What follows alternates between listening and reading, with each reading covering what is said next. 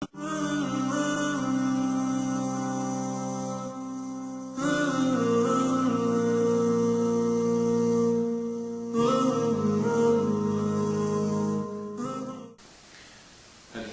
سبعة وثلاثون. بسم الله والصلاة والسلام على رسول الله وعلى آله وأصحابه أجمعين. أما بعد.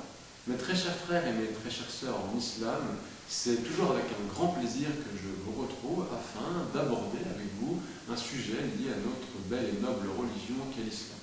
En effet, nous allons traiter aujourd'hui de la pluie et des causes qui font que celle-ci ne descend pas sur nous, et nous allons aborder ensemble les différents remèdes qui feront qu'Allah le Tout-Puissant fera finalement que ce bienfait abondant nous parvienne. Ainsi, comme vous le savez, la pluie est certes un élément vital, la pluie est source de vie, et Allah nous dit dans le Coran, en parlant, en évoquant les bienfaits qu'il fait descendre sur l'homme, il nous dit « Et si vous comptiez les bienfaits d'Allah, vous ne sauriez pas les dénombrer, car Allah est pardonneur et miséricordieux. » Sourate 16, verset 18. Et parmi les signes de l'omnipotence d'Allah, eh bien, il a certes créé cette substance unique, cette substance précieuse et irremplaçable qu'est l'eau. Eh bien, à de multiples reprises, le Coran a évoqué cette denrée si précieuse, ainsi que ses multiples rôles et fonctions. Allah ainsi dans la sourate 22, le verset numéro 5, « De même tu vois la terre desséchée. Dès que nous y faisons descendre de l'eau, elle remue, se gonfle et fait pousser toutes sortes de splendides couples de végétaux. » Et à plusieurs reprises, donc, le Coran a également présenté les fonctions de l'eau, qui suscitent en nous l'émerveillement. Ainsi, Allah a dit dans la sourate 32, le verset numéro 27, « N'ont-ils pas vu que nous poussons l'eau vers un sol aride, qu'ensuite nous en faisons sortir une culture que consomment leurs bestiaux et eux-mêmes? Ne voient-ils donc pas ?»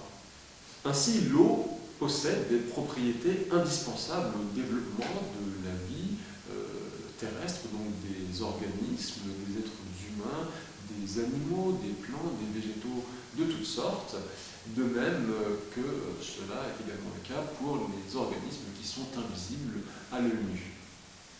Et Allah l'a fait descendre, certes, dans des proportions, donc quand il fait descendre cette eau, Allah le fait dans des proportions bien précises et bien déterminées. Ainsi, Allah dit dans le Coran, sourate numéro 15, versets 21 et 22, « Et il n'est rien dont nous n'ayons les réserves, et nous le faisons descendre, nous ne le faisons descendre que dans une mesure déterminée. Et nous envoyons les vents fécondants, et nous faisons alors descendre du ciel une eau dont nous vous abreuvons, et vous n'êtes pas en mesure, et que vous n'êtes pas en mesure de conserver. » Alors, je vous exhorte ainsi donc à bien méditer sur le sens profond de ces versets afin que nous puissions justement remercier Allah pour le bienfait qu'il nous a attribué à travers la descente de l'eau. Et comme vous le savez, chaque cause, chaque chose dans ce monde, eh bien, donc il ne rien.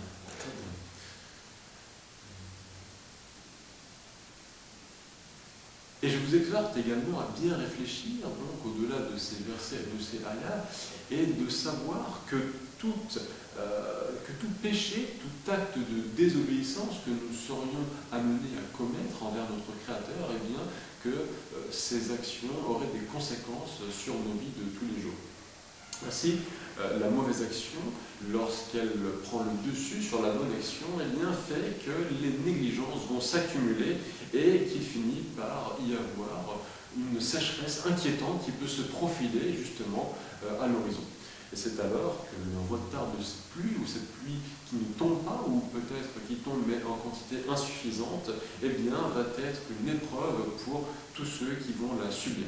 Ainsi, Allah a dit à ce propos, dans la sourate numéro 2, les versets 155 et 156, « Très certainement, nous vous éprouverons par un peu de peur, de faim et de diminution de biens, de personnes et de fruits.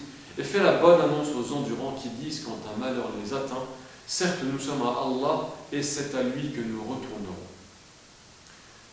Et également le fait que cette eau ne vienne, cette pluie donc ne tombe pas, cette sécheresse qui prend le dessus et qui empêche nos récoltes de donner leurs fruits, eh bien, celle-ci peut être également un châtiment infligé par Allah envers ses créatures.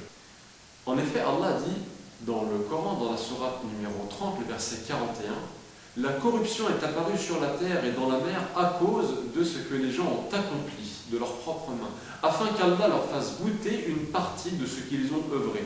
Peut-être reviendront-ils à Allah. » Ainsi, notre Seigneur n'est jamais injuste envers nous.